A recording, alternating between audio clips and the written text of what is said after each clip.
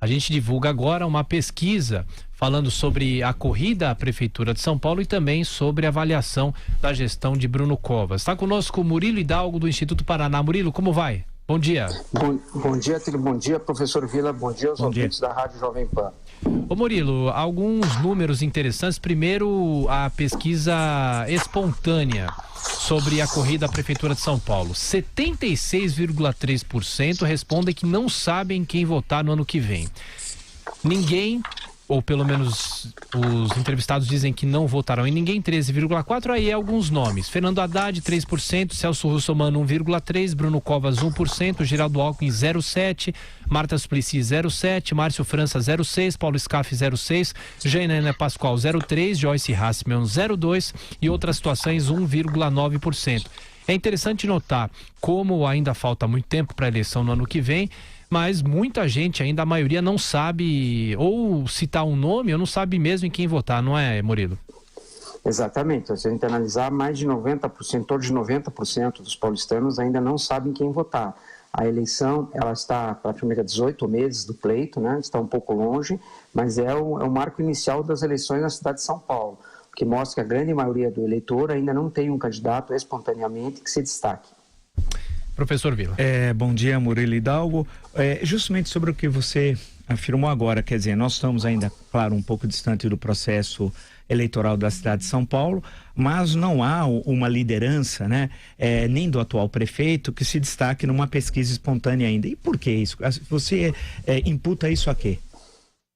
Que não há um grande nome hoje na cabeça do eleitor como favorito para ganhar nas próximas eleições de São Paulo. Nos próximos quadros das estimuladas, nós vamos ver que ainda não existe um grande destaque, alguém que esteja liderando com uma grande folga. O quadro é muito embolado e, como eu te falei, ainda não existe esse nome.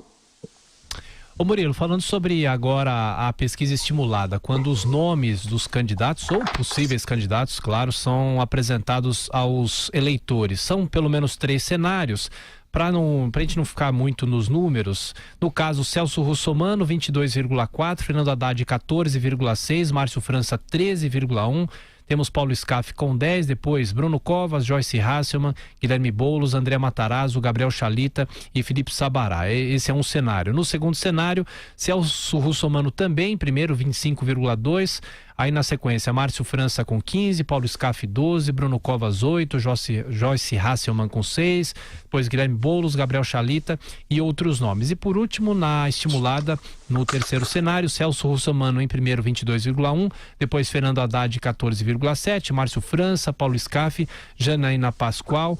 O que chama atenção é que Celso Russomano em primeiro, mas vale lembrar que nas duas últimas eleições ele aparecia às vezes em primeiro e sempre caindo na reta final, nem chegando ao segundo turno, não é, Murilo? Exatamente. O Celso Russomano tem esse histórico de arrancar na frente e de não conseguir chegar. Lembrando que é sempre na reta final que as pesquisas começam a apontar que ele não chegará.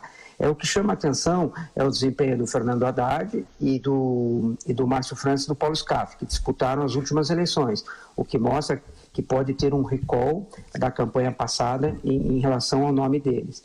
Outro fator que deve ser analisado é o desempenho dos candidatos do presidente Jair Bolsonaro, que seria tanto a Janaína quanto a Joyce, que foram muito bem votadas para deputadas, né, uma estadual e outra federal, e que para prefeito não lideram, né, tem números até surpreendentemente, eu esperava um pouco mais delas. É verdade, pode ser até uma avaliação não tão positiva do presidente aqui em São Paulo, que logo veremos, né? Mas a questão que se coloca, você lembrou da lembrança, da recordação que o eleitor tem da última eleição em relação ao Celso Russomano. Se a eleição acabasse uma semana antes, começasse, melhor dizendo, uma semana antes, ele estava eleito prefeito várias vezes, né?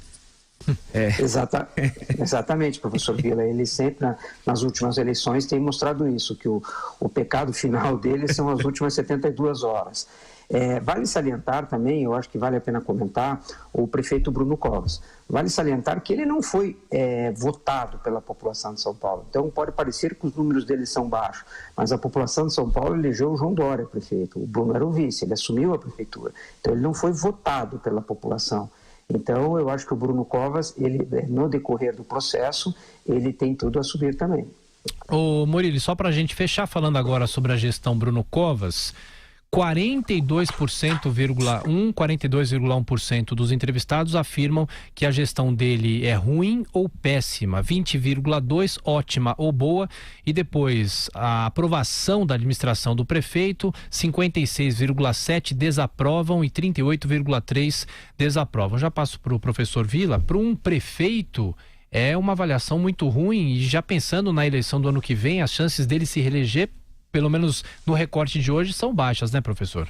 Parece que sim. Eu não sei se isso, em termos mais históricos, aí o Murilo Hidalgo da Paraná Pesquisas pode até dar uma luz aí, a iluminar um pouco isso. Se isso é mais ou menos uma praxe que ocorre nos processos eleitorais, cerca de 1 ano e meio antes da eleição, em relação à gestão de um atual prefeito quando concorre, tudo indica que ele concorrerá à reeleição, né? Porque a avaliação negativa dele, a desaprovação, por exemplo, é muito alta para alguém que pretende ser novamente prefeito de São Paulo. Novamente, como você bem destacou, ele era vice da gestão, acabou assumindo quando o prefeito renuncia e é candidato ao governo do estado, né? Exatamente, professor. Se a gente fizer um comparativo com as últimas eleições que a gente acompanhou de perto, nesse momento ele está muito melhor do que o Haddad estava no seu segundo mandato, no seu mandato. O Haddad estava muito pior que ele, tanto que o Haddad não foi nem ao segundo turno. Ao nosso ver, pela experiência, ele teria que melhorar bastante para se tornar competitivo. A aprovação dele tem que se tornar maior do que a desaprovação para começar a pensar em alguma chance de se reeleger prefeito de São Paulo.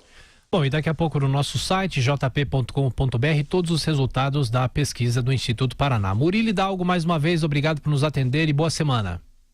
Eu que agradeço e um abraço a todos.